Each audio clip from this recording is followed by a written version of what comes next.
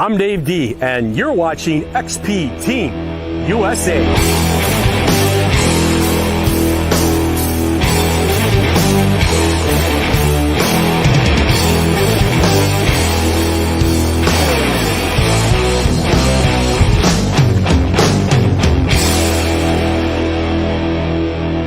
Just have a go, Nella. No, I haven't had it. But you did get, Bonnie has, you have found 1, 2, 3 things, Bonnie. And I found nothing. And Nellie's found nothing. She's been an archaeology girl for ages. She says you've been an archaeology girl for ages. I haven't. Yeah. It's just as well that Nocta Macro make these really robustly, isn't it? Ow! Girls, come on, let your... Just let her have it then. Just let her do what she wants to do with it.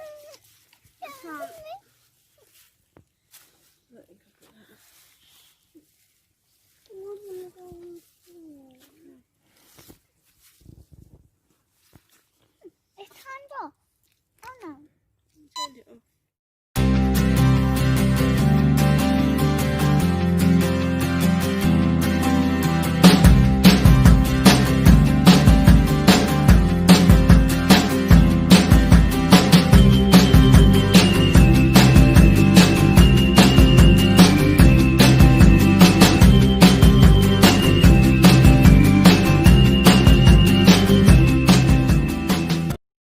Our most loved ones, kids, hooked on technology and disconnected from nature. And we, as parents, try to encourage them to go outside, explore and play, and teach them history. Yet, it seems hopeless at times.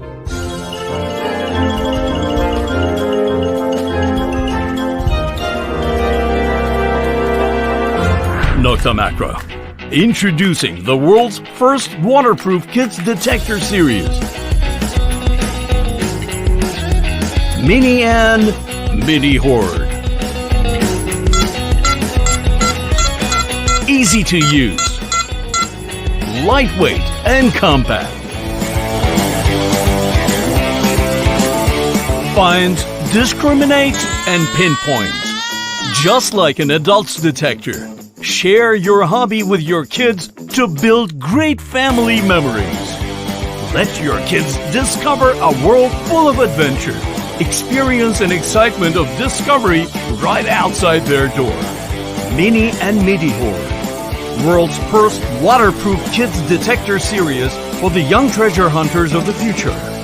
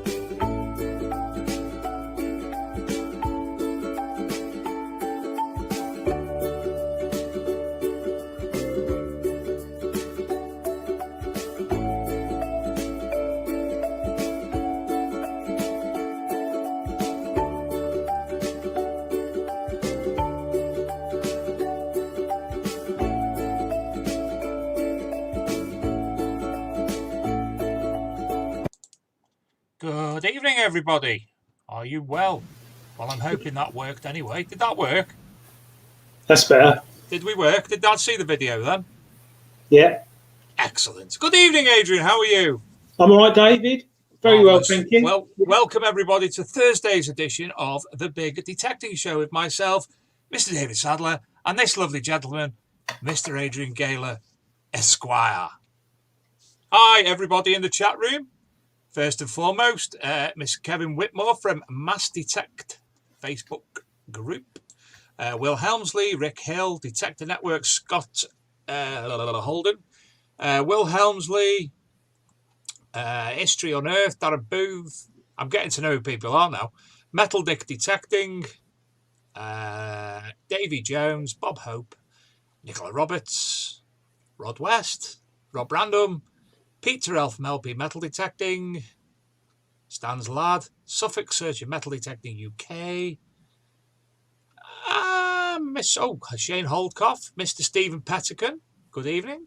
Gosh, a lot of people in here already. Darren Richardson from JCB Digger, Mark Betcher, good evening, Squire.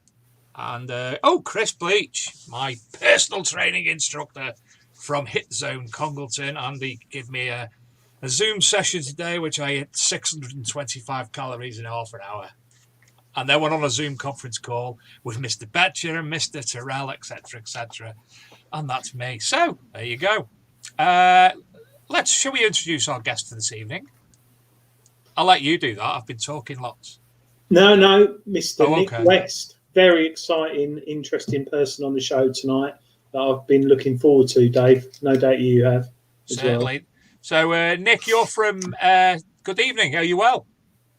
Yeah, I'm well, thanks. How are you? Marvellous. Been waiting to speak to you like this for quite some time, since we had you on the paranormal show way back when. So you're from the War Relics group, is that correct? Yeah, I started the metal detecting for War Relics because I got absolutely... I was losing it every time I was reading Facebook posts where people were saying, "Oh, I found a hand grenade. What do I do with it?" And people were going, "Hit it with a hammer." And it was driving me nuts. That's the reason I started War Relics, basically. And it's doing well. You've got multiple members. You're in the process of we've got over 5,000 members now, and you're transferring them from the evil that is Facebook over onto Detector Network at the moment. Yeah, I'm trying to. Get over there, people.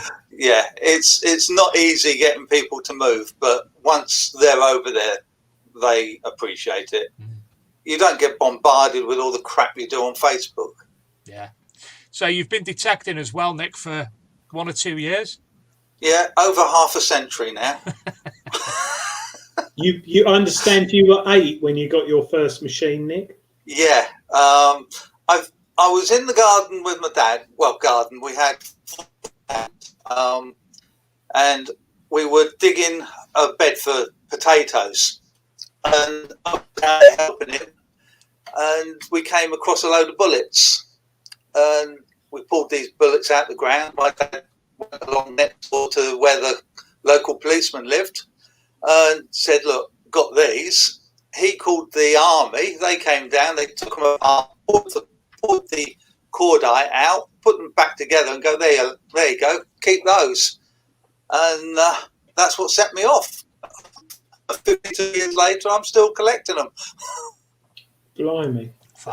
So I started then digging up my dad's garden, getting home from work, and there'd be holes everywhere because I was looking for more. And he in the end, he had enough of me just digging holes randomly.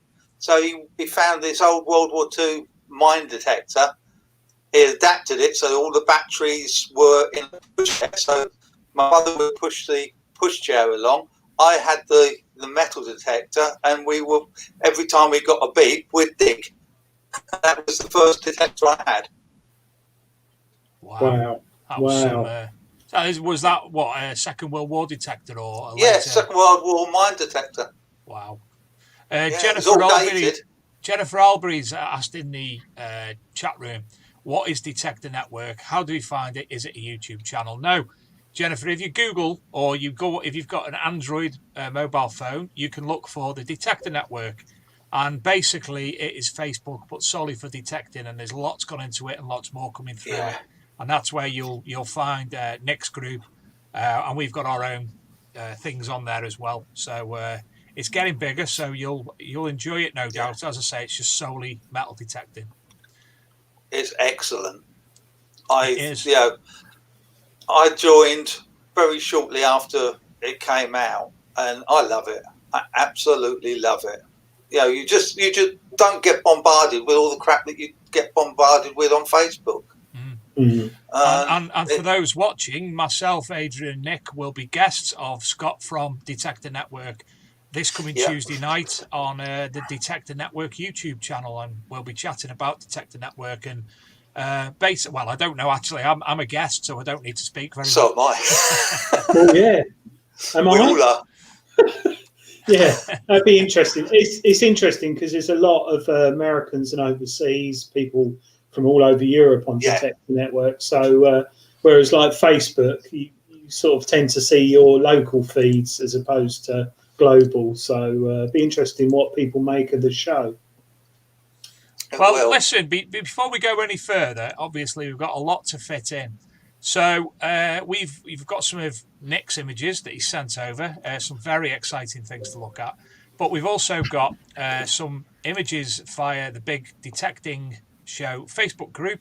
A chap called Jake Cressy inboxed me on Facebook with a absolutely brilliant tale, and there's also some BBC footage to show of him. And then there's also some more BBC footage to show regarding a lady whose silver bracelet was found. So I'm gonna kick off straight away and have a look at Jake Cressy's stuff, because I'm sure you'll all be very interested in this anyway. So I'm streaming with audio, Luke. Excellent. So if you give me one moment and we will go into the video. A family has been reunited with a lost World War I victory medal after the item was found by a metal detectorist in a Sussex field. The medal, belonging to Private Lewis Smith from Brighton, was returned to the late soldier's grandson after he was tracked down on social media. John Hunt reports. Jake Cressy searches the fields near his home day and night, rain or shine, and unearths coins, jewellery, ammunition and weaponry, and then studies their history. It was while searching a field near his home that Jake's detector indicated there was something special down below. It came up about an 1819, which is quite a high signal, a lovely sounding signal. I dug it out and it was a World War I victory medal. It was in a very bad shape. After cleaning it up, Jake could see that it belonged to a Private Lewis Smith, who served with the Durham Light Infantry and Labour Corps in World War I. There we are. Oh, that is just fantastic.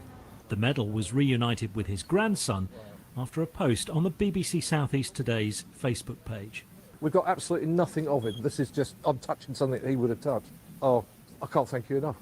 This is a memory of a man who gave part of his life for his country, and I want to remember that as well. And thanks to Jake and what he's done, well, he's done an amazing job. He's brought a memory back to a family that didn't have a memory of him. You know, this is what metal detecting is about. This is what 99% of the metal detecting community is about. They would have all done the same. So, yeah, very happy, very happy. You found something? Maybe. Maybe. John Hunt, BBC South East Today in Chailey. Fascinating video there. So I'm going to go straight into the other video. He sent me some images as well. One where he made the front page of the Argus, his local newspaper, telling them all about it. And what a fantastic find, and fantastic to be able to reunite it with his family. Brilliant. So the next video. It would bring back lots and lots of memories, happy memories. I just wish Mum and Dad were here to say that it's not lost anymore.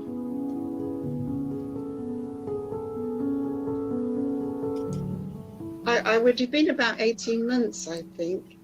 I can remember somebody putting something on my wrist and adjusting it and saying, Oh, she won't lose that, will she?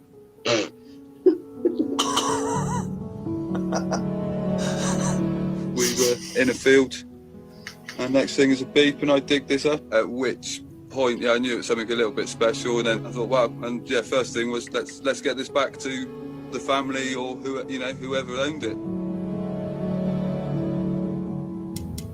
And I thought, that's me. That's me. That's my name. It was a shock, really. Amazement. I had a tear in my eye. I'm not going to lie. It was, quite a moment. So, really looking forward to speaking to her. There's no words to explain it, really. It's just, I can't wait to see it again.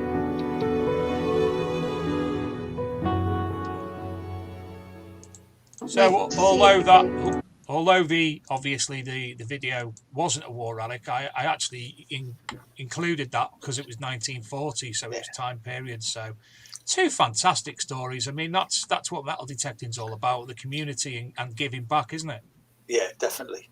Do you know where those videos should go, Dave? Where should them videos go? Department of Media, Culture and Sport. To know what they're missing out on for the next month because we can't get out. And talking of which, let's just share the screen again. It won't be audio this time. But there has been an amendment today to the Department of Culture, Media and Sport. So popping on there.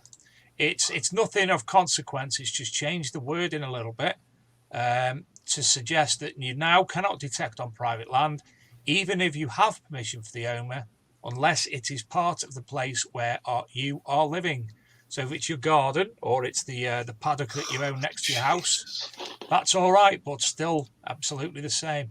And while I'm here, I've actually forgot to do the news. So this week's news, do apologise. Look at that. We'll get there in a minute. First up, this previously unseen footage of the Hambledon Horde has been released by the Metal Detectives. That's available on here, on the on the arcmdmag.com on the latest post, or obviously the Metal Detectives Facebook page. A 4,000-year-old axe has been found in Castle Dawson in Ireland. Beautiful. Absolutely stunning, that, isn't it? Yeah, good condition. I bet it'd still chop wood, that, as well. Yeah.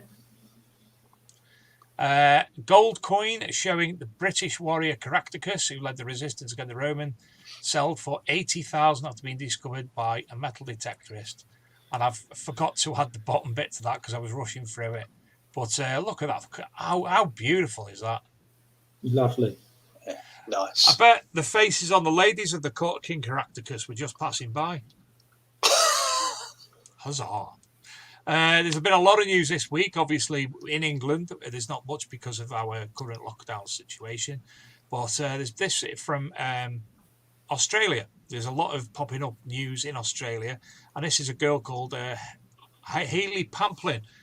She first picked up the metal detector at the beginning of COVID-19, and now she's, finding all sorts. Carrying on, an SC, South California, I think, or San Francisco. I don't know what SC is. They live in South Carolina. This man was reunited with his US Marine signet ring that he had lost, and the metal detectorist reunited him with that. A school medal belonging to a Liverpool seaman found buried in Sussex after 100 years. Collection of gold dinars from the Abbasid era unearthed in Fayoum. I'm not going to read the rest of it because there's words in it, and you know what I'm like with words. There's a Jurassic endorsement for the Nocta Macro Mini Horde and Macro Horde. As you can see, some dinosaurs have been using the Mini Horde, which is fantastic, and they've obviously found some coins as well. I hope that's not a reference to me. No, it's Luke's wife. She does Dinovember. So instead of the Elf on the Shelf in December, she does Dinovember for the kids now. Operation Scepter. There's been a lot of images about police using metal detectors to find potential knives. This is throughout the country, but this is actually in Sussex where this image is from. Not that that is a public place. Historic Louth GAA medal found buried in a Kilkenny field. Believed to be I've got won by the family in Kilkenny. Have you really? Yeah. You've done that on South Park as well. Bada boom. South Park, Kilkenny. No. We've got multiple other news stories this week. Virtual detectable in 3 weeks tomorrow. This one, I was faffing about, trying out different things and tried that, and I actually don't like it, but a fascinating seal that was discovered by Steve Mobbs, one of our viewers, found of an XP in Norfolk. As you can see, he's reversed the image so you can read it, and you can obviously comment on that below. Now, there's a person there called Chris D who said the seal matrix belongs to a man who went by the name of Vincent of Kettlestone, Vincentius de Settlestone. So if you can help regarding identifying that seal, I'm sure Steve would be absolutely fantastically happy with you. Lots more going on this week. A ring by Sir Guy Haxall, Viking sword in Scotland, history and archaeology of Bidston, medieval Groat Hoard.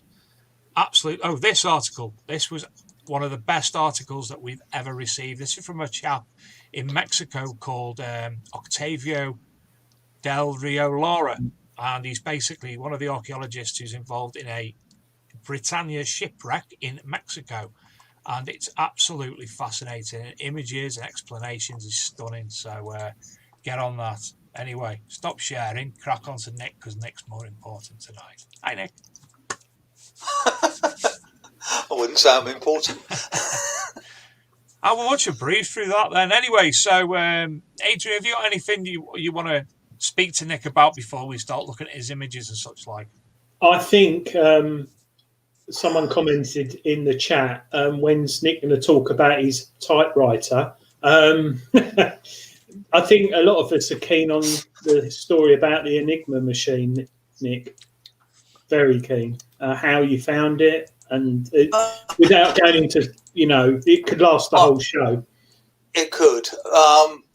It was found in Russia. I've detected in 30 countries now.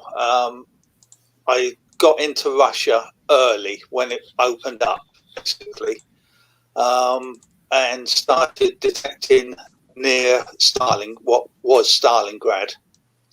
And I must have been, 10, 15 miles away from, I think it's called Volgograd now, Stalingrad. And there was this great big crater. And the guy I was with said, "Oh, I'm not going anywhere near that. That's just a bomb crater. All you'll get is iron." And I thought, well, to me it looks like a dugout, but, I'm going to have a go. So started detecting and got this fantastic signal, really high signal, and pulled up an 88mm case. So from an 88mm flat gun. And it was still live, complete shell, and it had wire wrapped around it. And I thought, oh, that's a bit strange, wire wrapped around a case, So dug a bit more carefully and came across what Rob Brandon calls the typewriter. And what they'd used what they'd been using the shell case for, I can only presume that they were earthing the Enigma. Oh. So using it to ground it. How deep down was it, Nick? Well, the crater itself was the bottom of the crater from field level was about 2 foot, 3 foot, and then that was another foot down. So that was just literally a foot below the ground. But it was in what was a bunker. Wow. So that was the picture that we've just shown, the Enigma machine, yeah? Yeah. But if you go to Russia now, all the digging is controlled by criminal gangs. So you would never even be able to put a detector on the ground out there. They'd shoot you. Really? Oh, yeah. Yeah. And they're not after things like that. Well, I expect they know the value of that now. But they're after medals and badges. And if they dig skeletons up, they just literally throw them to one side, take the badges and anything that's of value, and just leave the remains scattered. It's awful. Really is bad. That is bad. What got you, Nick? Because like, if someone said to me, "Oh, where do you want to go detecting tomorrow?" Obviously, I can't go where you went in Russia. But what made you suddenly think, "Oh, I'm going to detect there"? Well, I've always been interested in the war. Finding those bullets. World War II has been my thing, and I've always been fascinated with Stalingrad. And when the Berlin Wall came down, I was literally, it was about a month after the wall had come down, I got into what was East Germany and started detecting a place called the Silo Heights. And that's where the Russians basically crossed into Germany when they invaded Germany. And the stuff I was digging there was incredible. So I decided that, later on in life, I was going to make my way through to Russia. Russia then was still communist. But it slowly changed. And about 15 years ago, I got into Russia. And it's just, I didn't go, I'm going to go there and find this. I wanted to go and see Stalingrad, first of all, see where the battle had been. And it was just a case of, I knew some Russians and they said, come and detect over here. We know a good place to detect. And they did, And when I found it, they went, it's junk. Why do you want it? Really? So yeah. When did you realise it was an enigma? Oh, I knew what it was straight away when I dug Really? it up. And, I knew what it was. When you've studied history as long, wartime history as long as I have, you know what you're digging. And I knew what it was straight away. But they said, you'll never sell it. And I said, yes, I will. And I said to them, do you know anyone who's got big collections? And yes. And they gave me two guys telephone numbers, and we sat down one evening and they rang them and they told them what I had, and they literally got in the cars and came round and they bid there and then in front of me how much they were going to pay for it. So did you sell it straight away? Because we've got a couple of questions asking, was it cleaned and restored? So obviously it's been cleaned and restored now, but I did sell it straight away. Yeah, I would never have got it out of the country. And we must apologise to people, viewers. Nick's in Spain, and presuming that the breaking up is because he's over there and the internet, because we had issues last time Nick was on, so potentially that's the case. We've got you, Nick. It's just you keep doing a bit of Norman Collier every now and again. Oh right, okay. Yeah, so I sold it there and then. For my house. Sorry, Nick, what was that? It paid for my house. Wow. So yeah, but I've never found gold there. Never found gold. No, never found gold. Well, we've got some more of your finds. Obviously, you've sent them over today. I'm sharing the screen again, Luke. So as soon as that's there, we go. Put the big boy on. Is that this one? Oh yeah, that one. Do you know what it is? Absolutely not. Looks like an old dogger kennel. K9? No. If ever you find one of these, this is for the magnet fishers out there. If any one of these down the river, drop it back in, leave your magnet on it, and call the police and run like hell. Go on, what is it? It's a demolition charge. Wow. Called a hayrick. And they are the most unstable bloody things going. They really are. So you've obviously discovered this. Was that magnet fishing or detecting? Yeah. With a magnet fisher friend. And when you pulled it up, did you go, oh, no. I know what that is. Run away. I'm good at running. I am good at running. So just in case, I sent you that because a lot of people will not know what they are. If they pulled it up, they'd think they found a strange shaped box. Yeah. But it is in fact a demolition charge. So was this taken away and destroyed, Nick? Yeah, they blew it up in the field next door. And it made a big bang? Oh, yes. Oh, yeah.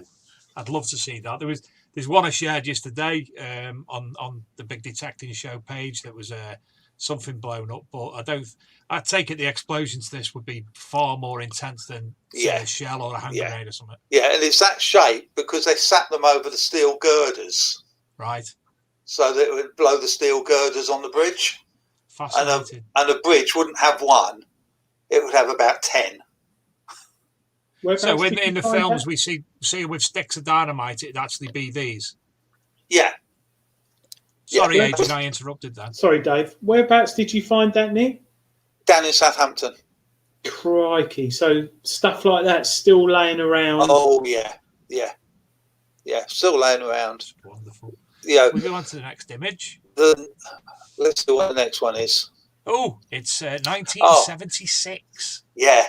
There's me in the camouflage jacket. we found a 75mm Sherman tank shell in the River Hamble, and as you know, kids or 16 then, we thought, we'll take it home and take it apart, and we got it halfway home, and none of the others wanted to carry it, and I didn't want to carry it, so we dumped it. And then our conscience got us, and we said, we've got to call the police because, someone might find it and it might kill someone. So we called the police, the army came down. It was on a Saturday, so they weren't very pleased. So they said, okay, you lot can put the sandbags on it and then we'll blow it up. So they said, there are 3 sandbags, 1 each, put them on the shell, and they blew it up. And the drive band, you can see the woman holding that broken chair. Well, that's the drive band from the shell. That went through her French windows, through the back of the carver chair, through the dining room table.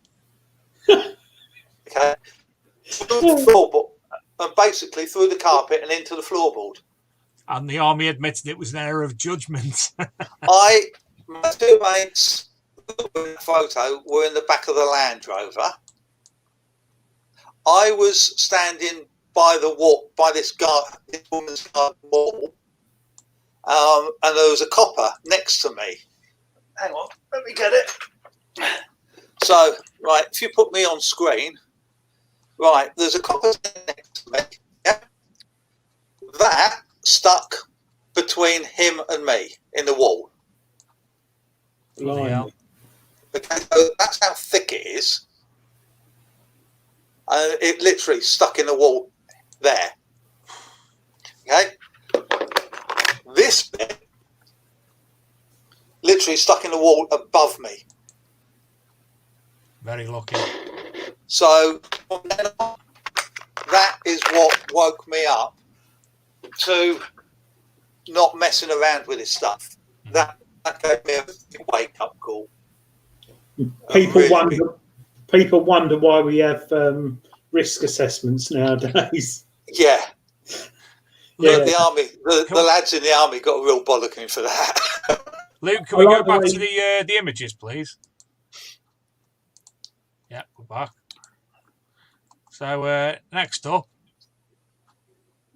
German gas mask container. Really? Yeah.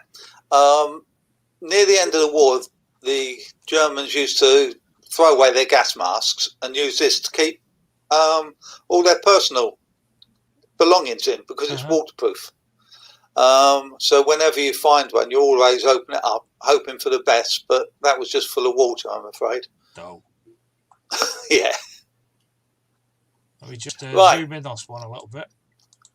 That is a button that goes along with this badge, right, that I've got here. And when I was last back in the UK, this one, which was just after lockdown, the first lockdown. Okay, it's a Home Guard badge, but it's a very special one. It's the Upper Thames Patrol. So patrol the Thames in boats, in just ordinary leisure craft with guns fixed to them. And they've got the nickname because of the initials UTP, up the pub. And they are very, very hard to come by. There are replicas you can buy on eBay, but to find an original, it's very, very rare. Yeah. After our break, which we'll be coming up to in the next 5 minutes or so with the Diggers Dip live draw, you'll be talking about button identification itself. Yep. So and the giveaway. And a big giveaway. Yeah. Ooh. Now, what's this one? Is this a shell? 105mm shell. So that's a beast. Big. That I didn't find. I have found them, but that picture is a really good picture. That was found in Australia by a friend of mine. But I have found these in Normandy. They are a big beast and they make a big bang. You do get about a bit, Nick.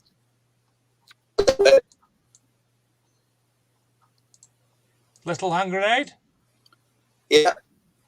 They're everywhere. They are everywhere. Not everywhere, Nick. I haven't found one. Well, let's put it this way. They are more common than you would imagine.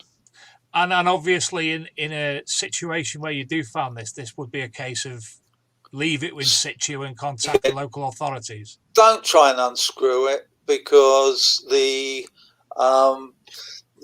actual chemical inside, the explosive inside, will have degraded and seeped into the threads.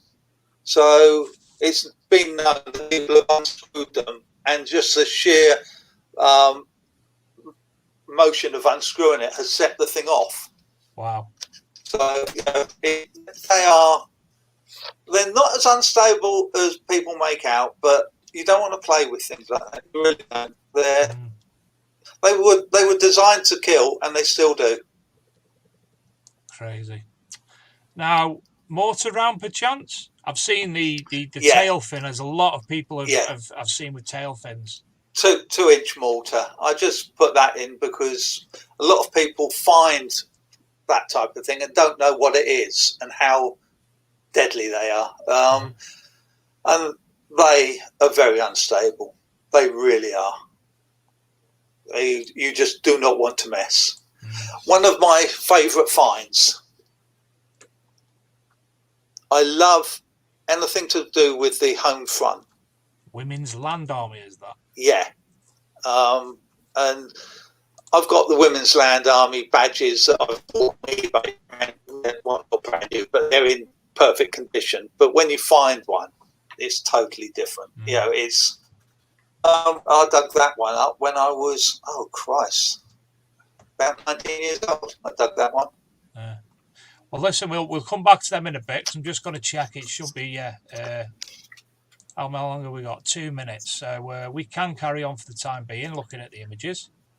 In fact, no, we can't because that was the last one. There you go. Okay. So thank you very much for That's all right. sharing them with us. And obviously, for me personally, and I'm sure for Adrian and the listeners, it is a learning process when it comes to items like that. I mean, what we will now forever term the demolition charge as K9. Fascinating. Never It even did heard look of like K9. It did. Marcus Regton says, in the 80s South of England rally near Deal, you have never seen so much ordnance marked with sticks and red, white tape. The organisers had to hand them out to everyone. Fascinating. So where are we? We've got 51 seconds. So Luke, if you could re-share the screen again, and we'll go live to the Diggers Dips. So as you know, Nick, we'll have our guesses at the numbers, and then if it's okay with yourself to read out the winner's name when it is drawn. So I'll 14. let you... 14. Adrian? What's it between? 0 and 40? 11. 14, 11. I'll go for 22. And there's actually 34 entrants. There was a draw earlier in the night for one of the competitions. 10 prizes, and I didn't win. Oh, let me see. Where we are. Yeah. That's gone backwards. I'm sure it has. It just did, didn't it? Yeah. Refreshing it, and was still 50 seconds. So odd, very odd. Modern technology, and obviously Diggers Dips will be providing the platform for virtual detectable as well. So go and visit the Diggers Dips homepage, and you'll find more. Or if you go onto the Archaeology and Metal Detecting magazine, archmdmag.com, you'll see there's a post there explaining all about virtual detectable, which will take place in 3 weeks. So 19, I'm sure we've been at 19 seconds already. So you're at 14, you're at 12, and I'm at 22. This is a very long 5 seconds. There we go. Here we go. Let's get excited. Good luck.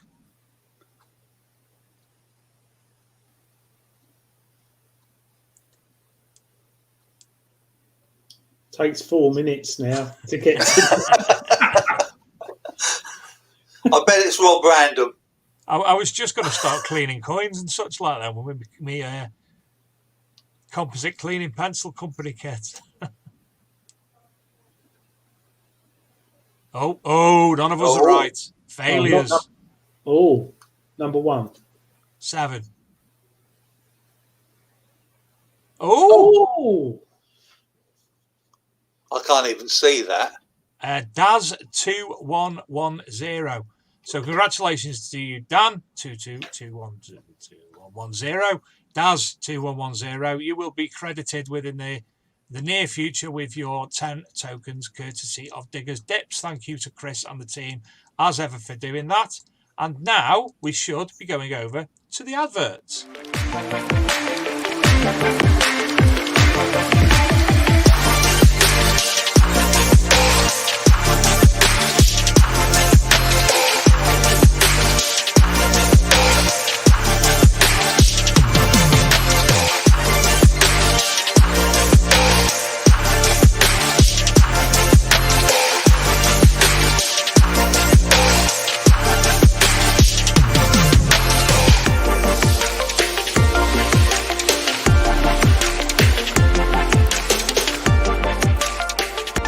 Just have a go, Nella. No, I haven't had Funny. But you did get... Bonnie has... You have found 1, 2, 3 things, Bonnie. And I found nothing. And Nellie's found nothing. She's been an archaeology girl for ages. She says you've been an archaeology girl for ages. I haven't. It's just as well that Nocta Macro make these really robustly, isn't it? Ow! Girls, come on, let your... Just let her have it then. Just let her do what she wants to do with it.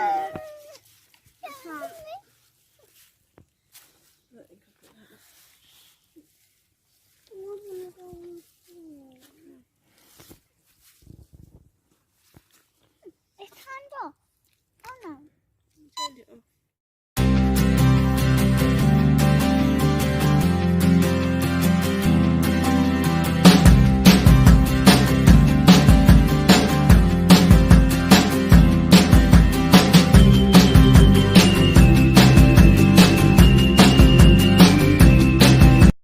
Our most loved ones, kids, hooked on technology and disconnected from nature. And we, as parents, try to encourage them to go outside, explore and play, and teach them history. Yet, it seems hopeless at times.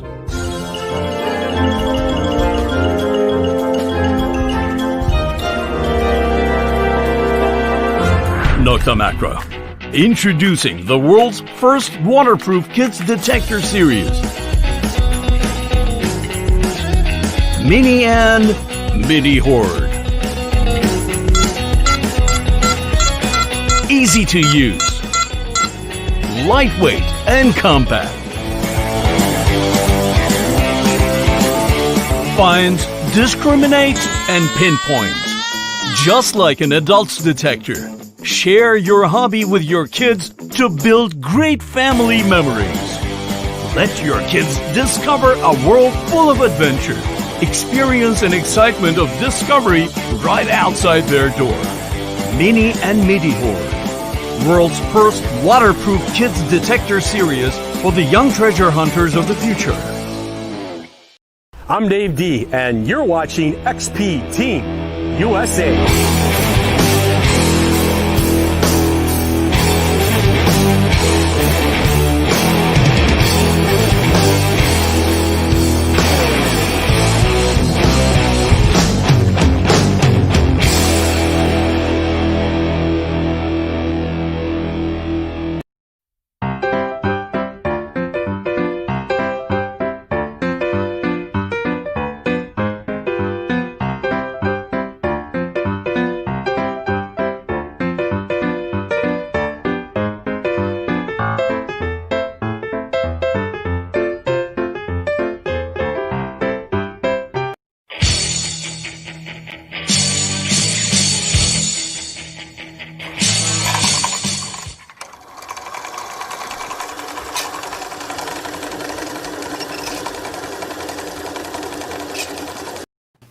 Welcome back, everybody. We have today received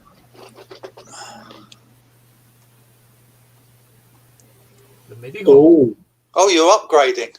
Yeah, well, yes. The adventures of Archeo Boy are about to commence.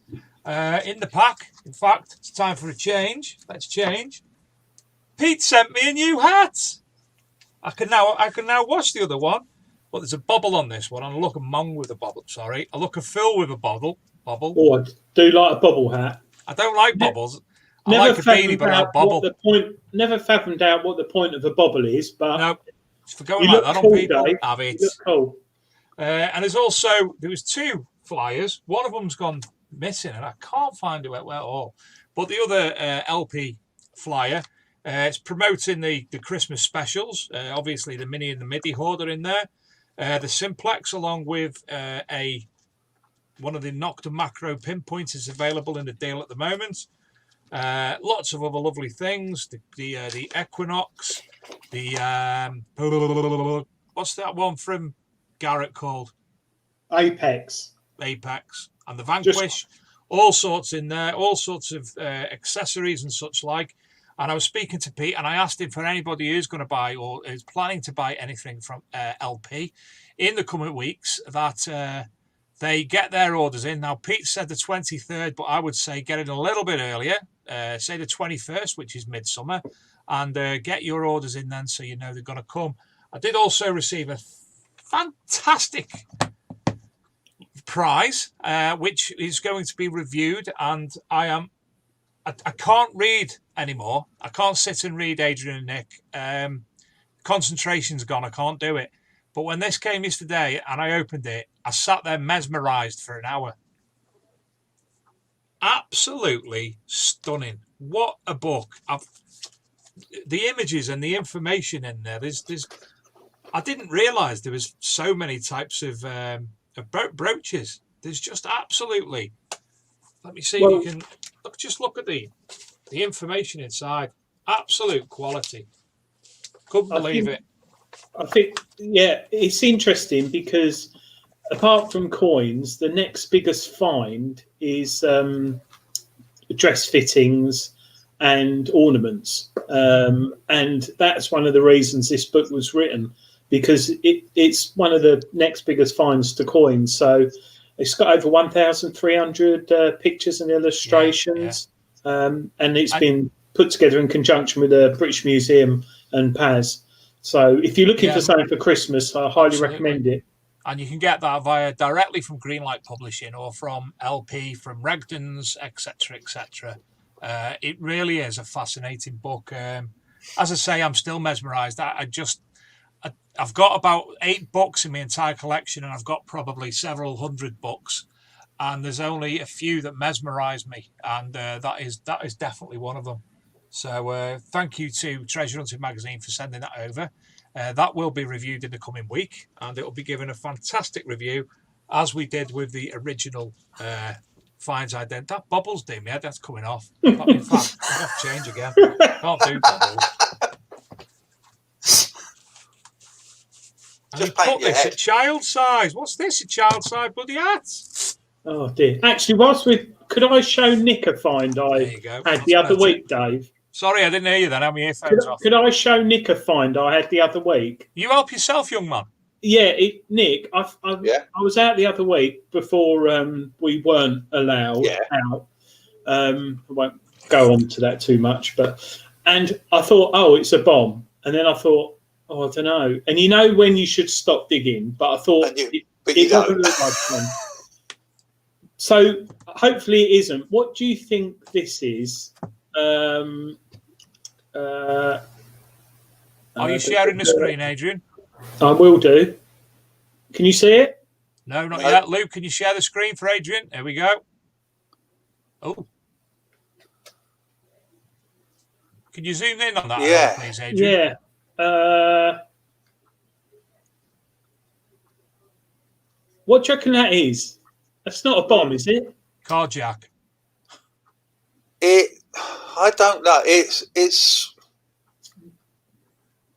I'm not 100%, so I wouldn't like to say yes or no, but it could quite easily be some kind of First World War munitions.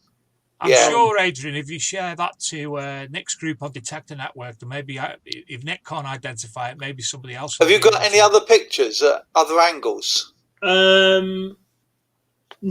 Yes, I think I have, Nick. Yeah, I think I've got the back. But it's huge. Well, that's a size 8. Yeah, so it's a size. It could be part of a spigot mortar. Oh wow! It's not explosive though, is it? It could be. Yeah, if it's the head of a spigot mortar, then yes, it could be. But it's currently in my airing cupboard. No, get it out. No, it's not. No, it's not. No, it's not. We've got some people in the chat room, Adrian. One says a muffler, Pomsey metal detecting. That's Brad. He says it looks like an oil filter. Mike Bradley Sr. Rick Hill says the same as me. It looks like a bottle jack. Dean Cooper says not a bomb float or steel wire clamp. And Phil Willett says an enrichment toy for a dog. He has treats inside. Stan Ladd says, is it an oil filter from a Fordson Major tractor? If it was an oil filter, no. I qualified as a mechanic when I was younger, so I know what an oil filter is, and it weighs a lot. You struggle to pick it up with both hands. Does it weigh about 14 pound in weight? Yeah, 14 pound. Yeah. What's that? Is that the equivalent to like 48 cans of lager? It's heavy. It's heavy. Yeah. It is heavy.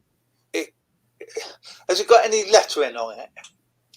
I was too scared to read it, so I put it to the side of the field and told the farmer. So, yeah.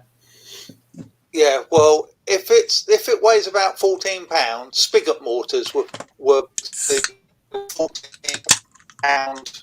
Most of them were 14 pound. They did a larger one, but it looks like a spigot mortar, especially with that little round hole in the back. That's where the rod would have gone, the tail part of it.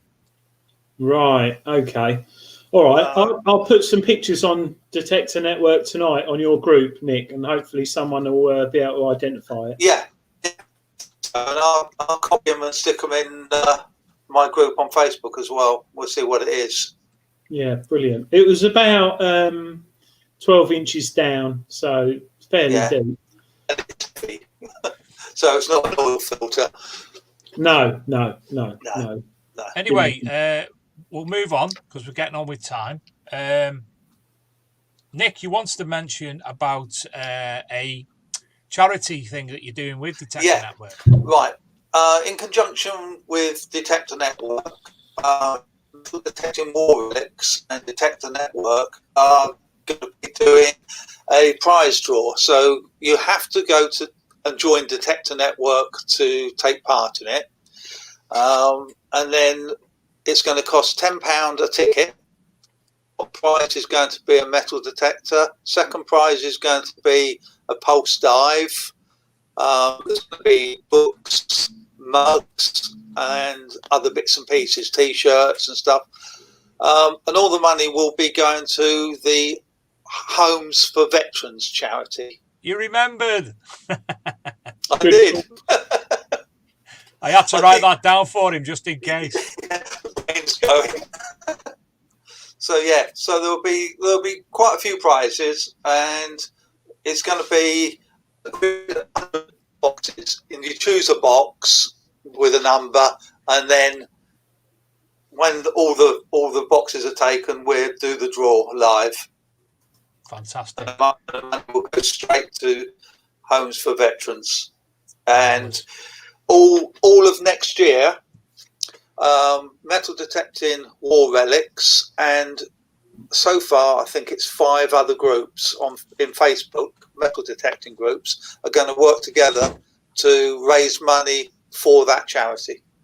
Fantastic. So, and anything that we can do to obviously promote, to advertise, and brilliant, anything, thanks. Please let us know. And I will. Myself and Luke, and I'm sure Adrian will do as much as possible to promote that fantastic Great, cause. thanks. You also wanted to give mention to button identification. Yeah, I'm doing. I've been working on it now for about 6 months, and I'm nearing the end of just doing the British buttons. But I'm putting together a reference so that if you find a button out in the field and it looks like it's military, you can look at it and you go, "Which button?" So you go to the reference and you go to where it says birds, and then you scroll down till you find the button, and it'll tell you what it is. But this is just for military buttons. So if you find one with a cannon on it, you can scroll down till you find your one, and it'll tell you what it is and its age. Fantastic. And what I'm looking for is I'm looking for buttons, pictures of buttons. I need European, Australian, Canadian, and American. I've got all the British. So that's what I need, pictures of those. Well, John buttons. Clayton in Devon, he asks, do you want pictures of the army buttons sending to you? Yes, please. Yeah. So how can people send you them? Via the War Relics groups? Or they can PM me. Fantastic. So there you go, John. You look him up, Nick West, or on the War Relics, and obviously anybody else, if you've got any images of buttons from the war military and such, buttons, buttons, please get in touch with then me. That is going to be what I'm going to do is, once it's all done, it's on the Detector Network, so it's there for anyone to use at any time. So you can be out in your field and it will be on the app to identify your finds. Fantastic. Where are we anyway? Where are we? Shall we therefore now, you've got all that information out, shall we have a look at the images that have been sent in by I say viewers, but it's mainly and Julian Evan Hart. Oh yeah, fantastic collection.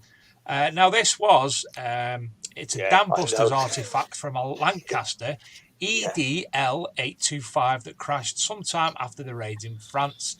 This piece of plexiglass is signed by Johnny Johnson, who took part in the dam raids and bombed the Sorpe Dam. Yeah. Wow. Isn't it? Yeah. Fantastic. Hasn't Julian got lovely hands? Yeah, it's got no thumb though. Do you know, I was in this thumbless Evan Hart, I was in a Zoom meeting today, as I said, with Mark and with Pete from LP and Ragdon's, Harry Bain, a couple of other people, Keith Westcott, and Michael Lewis was also part of the meeting. And I've never met Martin before. And what a fascinating person he was. Absolutely fascinating. And that obviously goes back to the Finds Identified book as well. Very interesting chap.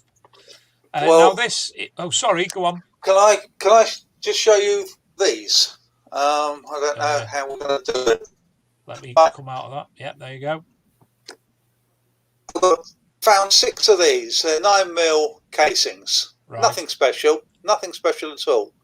But I found them over in France. There was a raid in France to capture a German radar called Operation Biting. And I got permission to detect this piece of ground. And even back then, I was logging where I was finding things. So put them in a bag with the location they were found and mark it on a very detailed map that I had. Because back then there was no GPS. These, got 6 of those, and there was a manor house. As part of this raid, the Germans were using this manor house to have their troops barracked. And when they did the raid, the guy that led the raid, hang on, let me just get this. Right. The raid had 120 paratroopers. It's the first ever British paratroop raid. So, first parachute operation of the war that the British did. And it was led by John Frost, of the guy that led them on Arnhem Bridge. Mm-hmm. So, I found these 6 rounds, or the 6 casings, by the front door, where the front door used to be, of this manor house. The Germans knocked it down after the raid. And I later got to talk to John Frost and said, I found bullet casings over there and here, and hand grenade bits here and over there. And he said, you say you found some by the door? And I said, yeah, they were literally where the door had been to this manor house. The path still leads up to where the manor house was, and then just stops. And these are the rounds that I fired as I entered the house. Wow. That's so those 6 rounds or cartridges were actually, I can attribute those to one man. Wow. Major General Frost. Do you find that's one of the things with war relics you like, Nick? Because with me, I think I mentioned just before we came on air, I found Irish Fusiliers. The personal bit. Yeah, and I managed to trace back the guy who wore that cap badge, and it's just a little bit more compassion about that find, that it was actually, if like those bullet casing shells, you can trace it back, and the last person to touch that or use that in history made history when he was doing it. Do you know what I mean? Yeah. Whereas if you find a thimble or you find a coin, you can it's just another find. Yeah, but something that sort of made our country what it is now, might not be in the best place at the moment, but something you can attribute to someone. Yeah, makes the find that much better. Yeah, I think and also I think John Clayton mentioned in the chat when he was a kid, he found a Spitfire with his mates, and they took bits off it with a screwdriver and stuff like that. I mean, it brings. When I was a kid, there was a program on television called The Machine Gunners in the 80s. Do you remember that, Dave? It's on YouTube at the minute. I watched it on YouTube a couple of months ago. When I watched that as a kid, that was my dream, because to find a Spitfire, no, it wasn't a Spitfire, was it? It was a Messerschmitt or a Heinkel, but to find it as kids and be able to take all the guns off and all that kind of thing, still today would be amazing. If I could find a Spitfire or any plane or anything. And I think that's why Julian Evan Hart, he's written a hell of a lot about aircraft crashes and stuff. But yeah, it's that little bit of history in World War II that I think it's a little bit more spark. I found a machine gun out of a German that crashed near where I lived as a kid. This crash site was down the road. I knew nothing about it. But when I grew up, I learned that this had crashed there. I went looking for the site, and I dug up a machine gun. And it was a bloody great machine gun, but it was bent like a banana, where it come down and landed. It had literally come down on its side and crashed. Now the pilot put the plane down. He landed the plane, crash landed the plane, because the radio operator was badly wounded and couldn't come out with a parachute on. He was that badly wounded. So the pilot brought the plane down and crash landed it and saved. They both lived. The rest of the crew bailed out. I traced the pilot. Years later, I traced the pilot, and we eventually found him living in a monastery. He was a monk. He'd become a monk and lived in a monastery in Austria. Blimey. And it was fascinating talking to him, because he was a little bit religious anyway in the war, but when he found out what the Germans had done to the Jews, it literally pushed him over the edge, and he went and became a monk. And from the end of the war, once he had been released as a prisoner of war, he became a monk, and he's been doing that all his life ever since. So when you found that machine gun, Nick, did you take it home and say, "Mum, look, I've just found a machine gun," or did you hide it in the shed and clean it up and try and get it working? Or did you make a den and use it as a just in case home guard child thing in case the Nazis come? No, it was taken home. Look, I got Mum, and it was a case of, oh God, not another thing. I used to phone my mum up and say, "Can you come and pick me up? I found a sea mine." And she'd go, "Will we get it in the car?"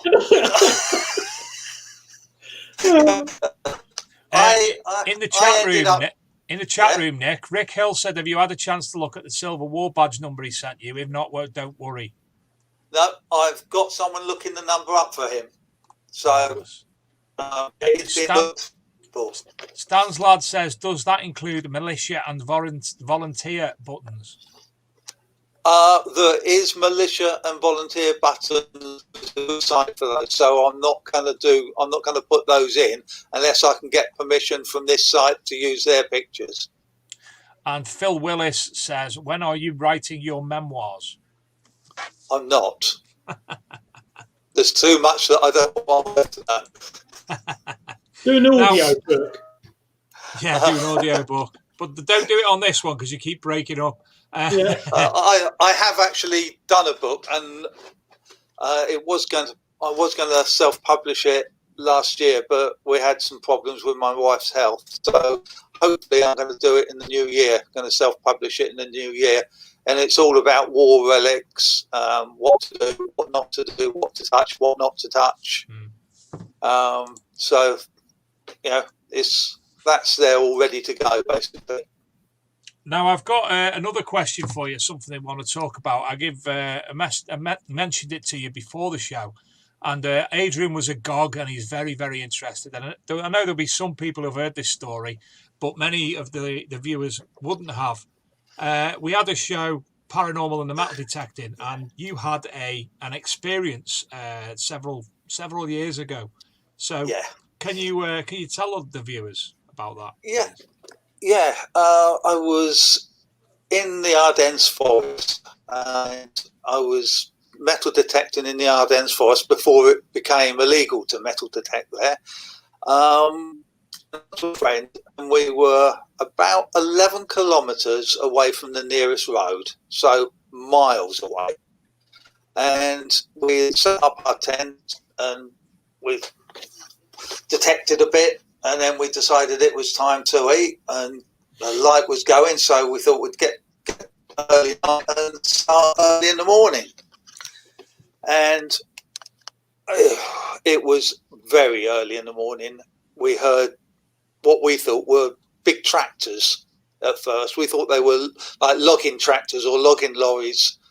And both woke up and were listening, and then we got out of the tent and were looking around. We couldn't see anything, but this noise was louder and louder and louder. And we both looking at each other and talking to each other, and we said, "It's tanks. It's definitely tanks," because you can hear the tracks and the squeaking of the wheels. And it got louder, and it was on top of us. It was on top of us, passed by, and then faded into the distance. And we both really shaken up, and we thought, no, we're not staying here, we're off, we're going back to the town. So we got back to the local town and sat in the bar just chatting to each other. And this old guy said, "Where you two just come from?" And we said, "In the forest, we've been out metal detecting, but we're not going back." He said, "You heard the tanks?" And I said, "Yeah." He said, you hear them every morning. If you go out there, you'll hear them every morning." We told him whereabouts we were. He said, "Even the loggers won't go there early in the morning." And my mate would never, ever go back to the Ardennes. I've been back to the Ardennes, but I've never been back there. I just would not go back there. No way. Now, you mentioned as well in the previous show about the research had actually looked at what would the tanks and such like be, and you found out what military organisation it was. Yeah, it was the SS came through there. So not the nicest bunch of people. So yeah, so I would not go. Not much scares me, but I wouldn't go back there on my own. No way. I'll come with you, Nick. Yeah. I'll drive over and go with you. I'll drive. And I'm sure Aaron Weedle go on your own. Aaron Weedle will come with us as well, I bet. It was an experience, you know, and I didn't believe in ghosts. I still don't really believe in ghosts. I've got a 500-year-old house. I've never experienced anything here that's creepy. But that really, even talking about it, I get the shiver down my spine, Well, for two of you as well to hear it, as opposed to just one of you, if you've been like, I think someone said in the chat, Pomsy said, eating mushrooms, you might have had some of them for breakfast, but no. For both of you to hear it and both sort of be concerned. What got me was when the old man said, "You've heard the tanks." Yeah. God. That cut the detecting holiday short, because my mate wouldn't go back into the forest at all. He literally, I said, "Let's go somewhere else." He went, "I'm not going back in that bloody place. Never again." Did you find anything when you were detecting there? Yeah, loads of stuff. Lots of German hand grenades without the wooden handle. The wooden handle had rotted, so just looked at the can. Loads of those, loads of shell cases, badges. But like I said to you when we were talking earlier, I'm not into the Nazi stuff anymore. Really not. I'm more into the home front, and the build up to D-Day is that's my real passion. And I'm mapping every camp that was in the south of England that was used for the D-Day. I'm mapping them and trying to detect them. Interesting stuff. I've got to say, Adrian, I've had a number of images and videos and such like sent to me, and I've started going direct to Nick when it regards there was the shell that was discovered by Stuart Payne in Scotland about 3 or 4 weeks ago.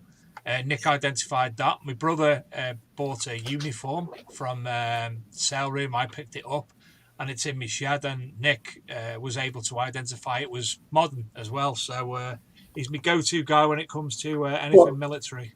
Just over pictures. Yeah. Wow. One question I've got, Nick. Yeah. With all the pillboxes we have around, Yeah. like as a kid, I in my head thought that there were Germans and British fighting outside them, and as I got older, probably about 38, realised that wasn't the case. Do you ever detect around, because a couple of my commissions have got pillboxes, do you ever find certain things around pillboxes? Cap badges and shell cases, because they used them for training. So the Home Guard, and they would have exercises, and they would use their guns. So you can find cartridge cases around them. You can find cap badges, often found pillboxes. I've got one here. When I was back in England last time, I found that one. Lovely. Yes. That was found an anti-aircraft gun site at the mouth of the River Hamble. People said, it was manned by women, but there's absolutely nowhere that we can find records that it was manned by women. And I went down there with my eldest son, and we went to text around there, and that came up. So it proves that women were manning those guns. Wow. Fascinating. Absolutely fascinating. Listen, are we all right if I jump back into the images that were sent today? Luke, sharing the screen again, young man. So this one was an engine badge from a Messerschmitt ME 110 shot down in Essex during the Battle of Britain. This is Julian's again. Yeah. This is every man cave should have a Dornier 215 propeller blade. A maker's plate from a tail fin of a Messerschmitt ME 110 shot down over Hertfordshire in August 1940. Yeah. The man himself, the legend that is Julian, him with a tiny selection of his War Relics collection. On the far right, it's a twisted, shattered propeller blade from a Junkers 88 shot down in 1941. And then on his right hand side, he's got that's an incendiary bomb. Wow. Fascinating. This is another one of his propeller blades. I bet his wife loves him. A pair of World War II American wings found in a field in Essex. No known crash site association. So perhaps schoolboy loot that was lost while being chased by the Home Guard. Lovely, that. It is. This is Phil Hardy. His 11-year-old son dug this up last year on a permission. The bomb disposal said it was the Second World War landmine, but a training one. His son was very pleased with it. Oh, I'd love that. And that was the other side of it. What's it got written on it, Dave? Words, mate. Scharf and Satcher. Satcher? Yeah, that's the bit you would have trodden on to make it go bang. Right. So why would they have a training landmine as opposed to an actual landmine? Because you don't want to blow your own troops up. I understand that, but why would you plant a fake mine? So What's the point? You plant them so that they can go and learn how to pick them up using their spiked bayonets, and they used to lay a minefield. Then the troops would have to work their way through the minefield, gently probing and digging up. So very much like in and out of the ground. Very much like getting out of the adventure game. Who remembers that? Is that the thing that had the plants that shook? That's the one. And you had the squares and the circles. You had to walk in a certain part, otherwise you were obliterated. And it was BBC Moira 2. Stewart. Yeah. No. Which did not. A 50-kilogram German bomb from the site of a Dormier Do-17 shot down in Essex. 26th give you a August bad day. 1940. Would, wouldn't it? Yeah. This is the throttle quadrant from a B-17 crash site in Hertfordshire. Boeing. Yeah. See, if you found that and it didn't have Boeing on it, you'd think that was off of old BMX bike or something, wouldn't you? Yeah, or a bit of tractor. Yeah. It's amazing how many people just they dig something up, even though it looks like it's World War II, and they just ditch it because they're after Roman artifacts. They're not interested in World War II. And it's sad how much stuff gets thrown away by detectorists because they think it's just junk. Even cartridge cases. I'm writing an article for your magazine, Dave, about cartridge. About 33 cartridges, and so much, you just a cartridge case. It's a cartridge case, 303 cartridge case. You can tell so much from just the bottom of it, what's called the head stamp. It will tell you where it was manufactured, the year, what it was, actual bullet was fired from it, if it was a tracer round. It can tell you what gun it was used in, if it was a Bren gun firing it. It can tell you so much information, but people just find them and go, "Oh, cartridge case," and throw it in the rubbish bag. I think I've probably been done that myself, no doubt. This is a top section of a lieutenant's captain badge recovered from a B-17 crash site in Hertfordshire. And that's it for the viewers' finds. So we're back to normal now. So we go for JCB to go. Darren Richardson. I found hundreds of bullet 303 cases the first time I used a detector when I was about 15. We later found out the area was a training camp during World War One. Yeah. Scott or Kimmy DeBay at Dirt Diggers UK say, did anyone see the practice landmine someone found today in a park? No. Rob Random says, it's like a fine woman, you can tell a lot from the bottom. I like that. Yeah, that's a good one, Rob. I'm going to nick that. Dave Harvey Oswald Jones, his anti-manned guns at Biggin Hill in World War II. John, don't worry, I haven't forgot your finger photo, but it's World War One tonight, so I've got that in hand. Don't worry about that. Stan's lad, I got a corner of a field that gives me the creeps where the Saxon stuff comes from. I'm sure the body's down there. Fantastic. Yeah.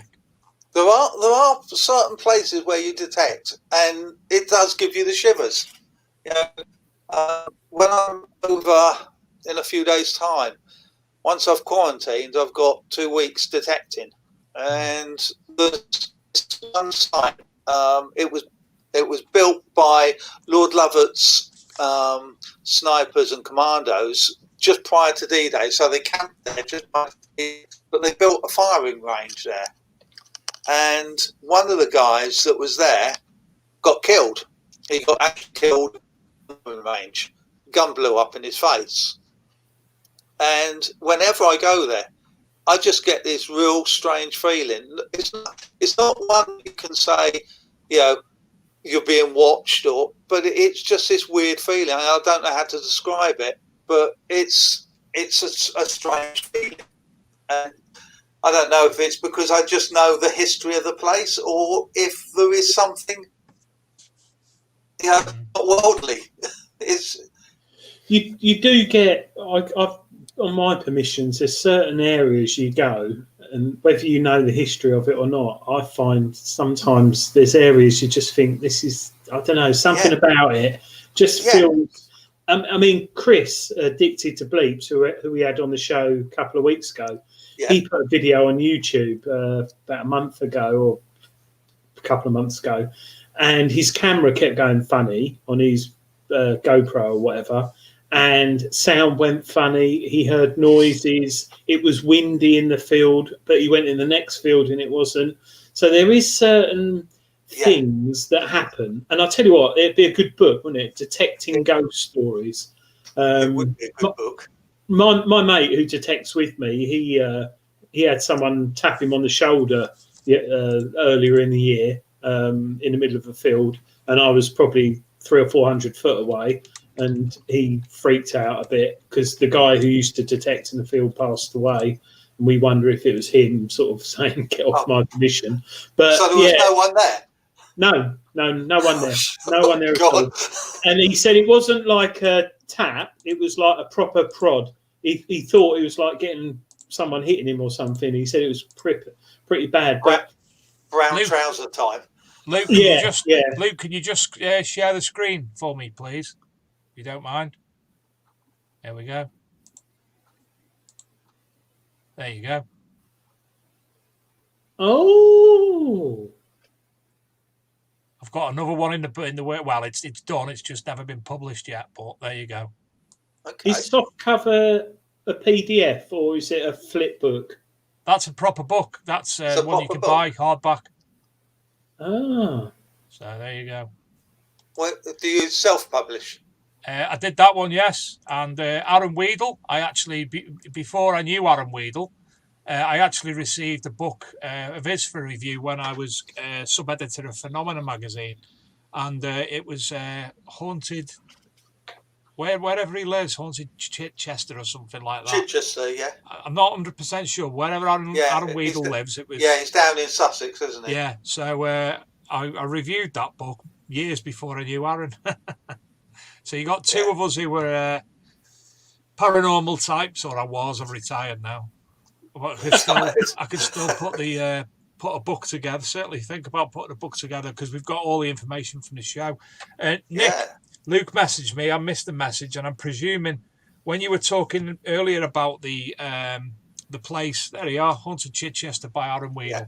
Yeah. When you were talking earlier about the place where the women, you proved that the women were manning it. Yeah. He says, and I presume I'm right in saying, that's what his nan was in. Amazing find, and her name was Nellie Coombs, so she was actually there. Oh, brilliant. She was at that site? I presume so. Or she was in the ATS? I presume she was at that particular site. If I remember correctly, I'm pretty sure it was Biggin Hill. I'm pretty sure.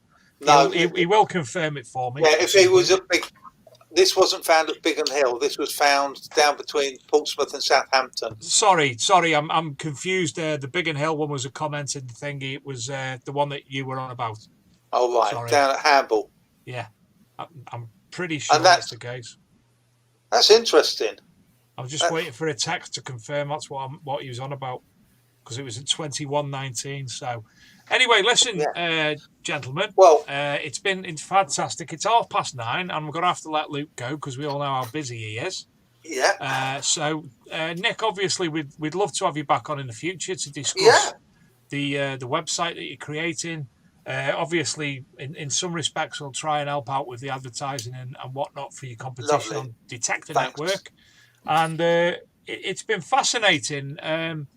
I could sit and listen to people talk about World War stories, relics, anything related to that. I could sit and talk for hours. I've learned in the past couple of years. I've got a new level of respect for that. In years gone by, I didn't so much have the respect and the interest that I have now, to the point that it's something I'd love to go over to France and visit the battlefields and such like. Ardennes, I want to go to the Ardennes and. It's a dream. It's a dream. Yeah, well, it's getting very hard to detect in Europe now because you're not allowed to detect in France on any of the battlefields, all of Normandy basically is out of bounds. Not just the beaches, Normandy. So that is out of bounds. And the French police are getting very, very hot on it.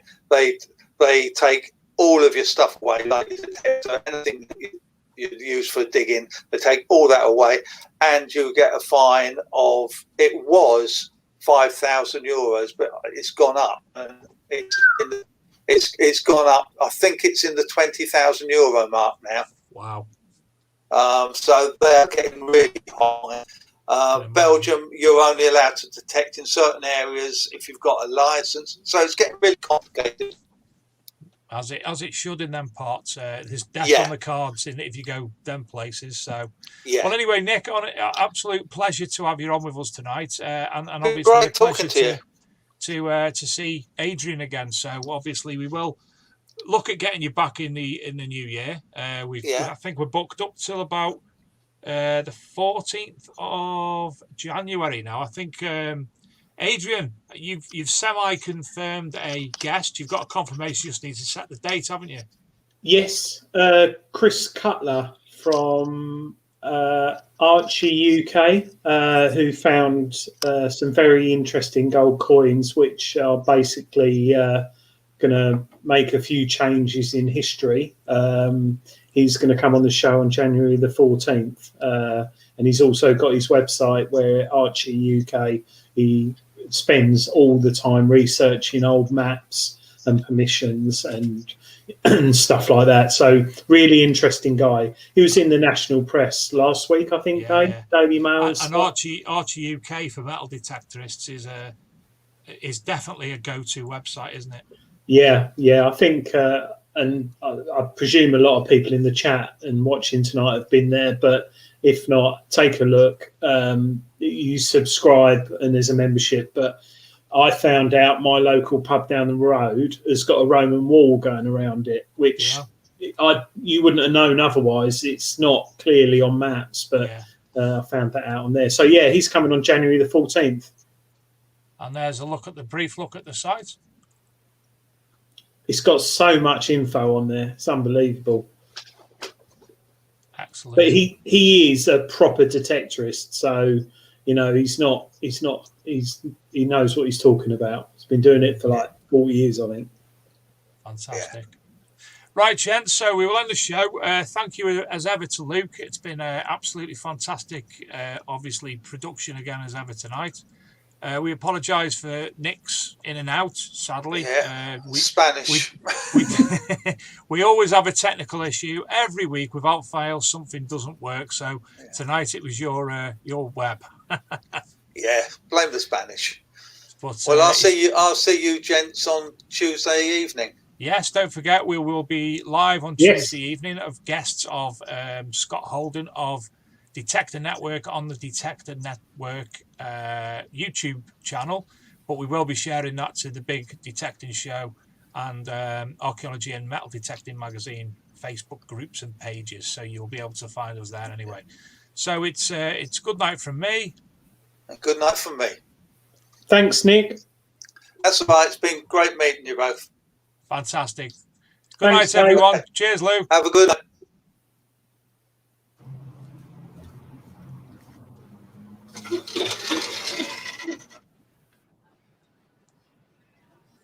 Oh, can I hear someone?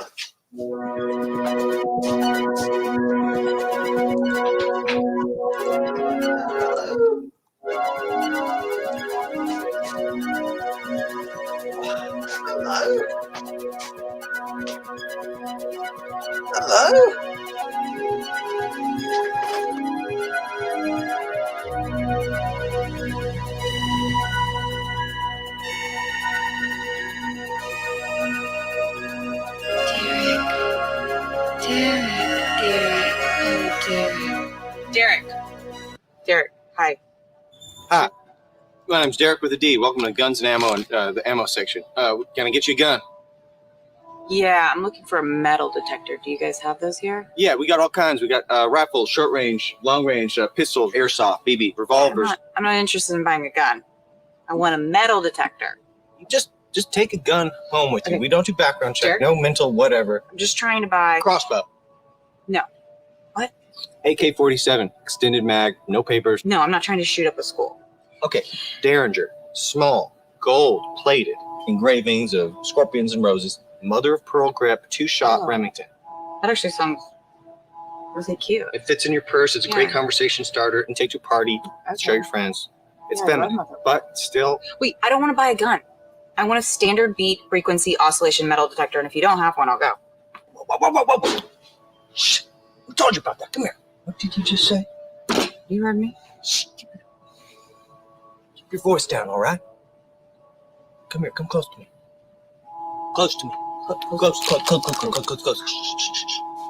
Where are you planning on using it? Hospitals, schools, military? I'll probably take it to the beach. That's a pretty good answer, honestly. I wasn't expecting you to say that. Let me measure your arms. Why do you need to do that? Standard protocol. You got scoliosis? No. How tall are you? 5'9". Without your shoes? 5'3". All right. Are you planning on using it alone or letting your friends use it? Maybe like 1 or 2 other friends. Okay, are they like you, like women, like about the same height, build, shape? I'm gonna need their names, phone numbers, addresses. Okay, yeah, I'm not giving you my friend's information. You're gonna want some comprehensive coverage on this, baby. What, like a warranty? Mm-hmm. Like insurance, yeah, in case something happens out in the field. Standard deductible, 0 copay. I can't really picture myself getting in an accident while I'm metal detecting, so I think I'll be okay without it. Ever does, okay? Wait, can I buy it now? We're fresh out. Oh, yeah? Yeah. What's that?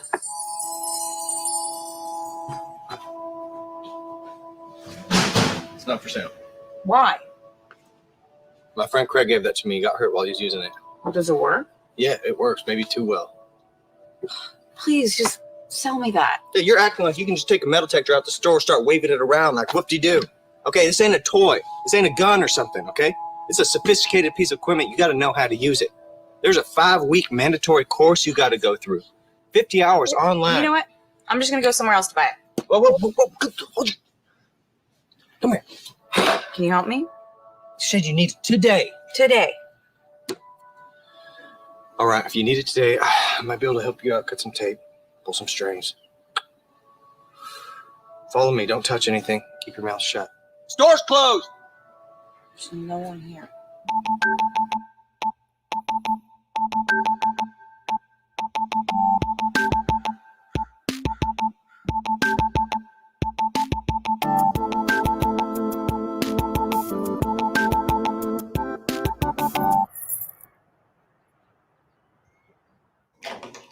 All right, stay close to me. Don't touch anything. Just keep your hands to yourself, all right? You're one of 3 people I have to let What is all down. this shit?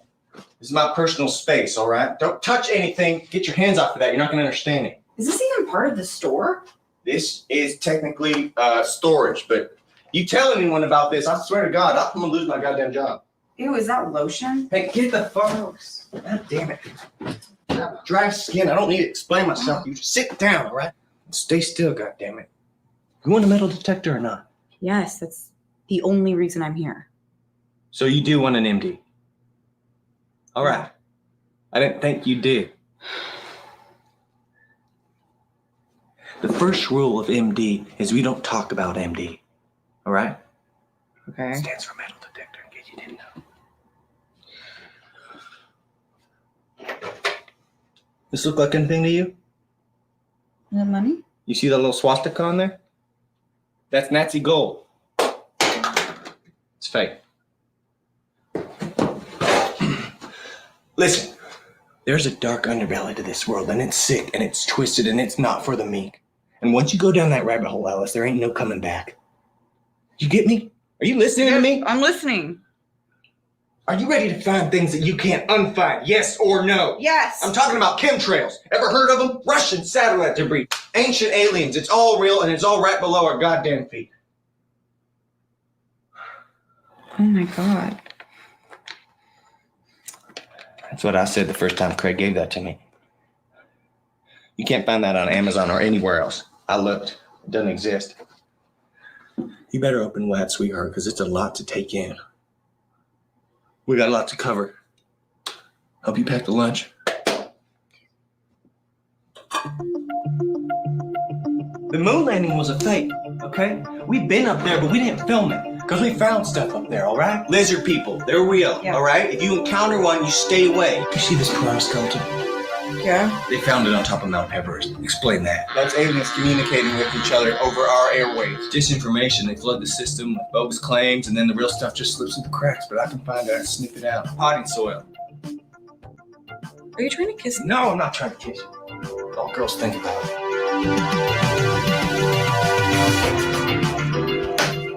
This is most of what you're going to be finding. This Nazi gold. Get used to it. No. Sweeping function. Water symbol. Go. Now you try. No. Time. No. Again, global warming's real, but they planned all of it, all right? God damn it, you're never gonna make it. Chupacabra, okay? People say it's a myth. It's a real thing. Half dog, half rat, half kangaroo. Goat sucking, blood sucking son of a bitch. It's fucking wrong. It's shit. You can't do it. No! Okay, fine, I guess. If you're the 6-year-old Egyptian. Good. High five.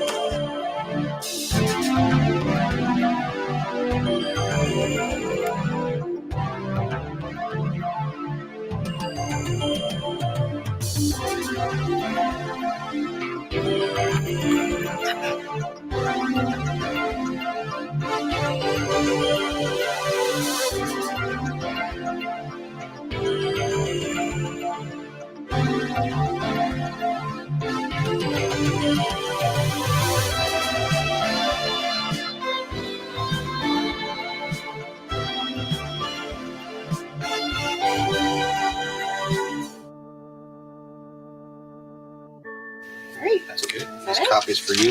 The rest is for me. And, I didn't think you were going to make it, but you pulled through. You're a proud FBOMD owner.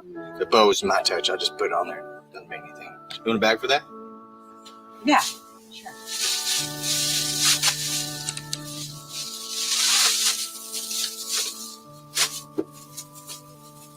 Here you go.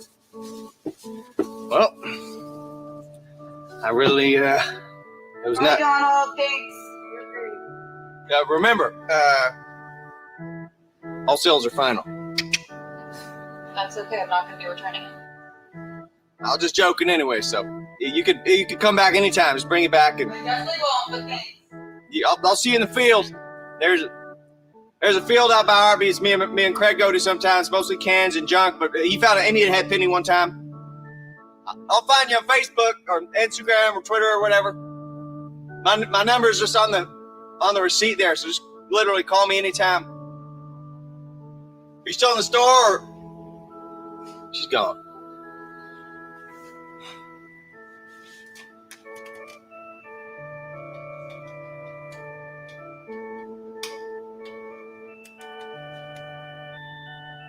Hi, Mama. Yeah, it's me. Yeah, I met someone. Yeah, I finally met someone. I'll tell you about it later tonight. All right. I love you, Mama. Love you too. God bless. Oh my god, dude, I think I finally met someone.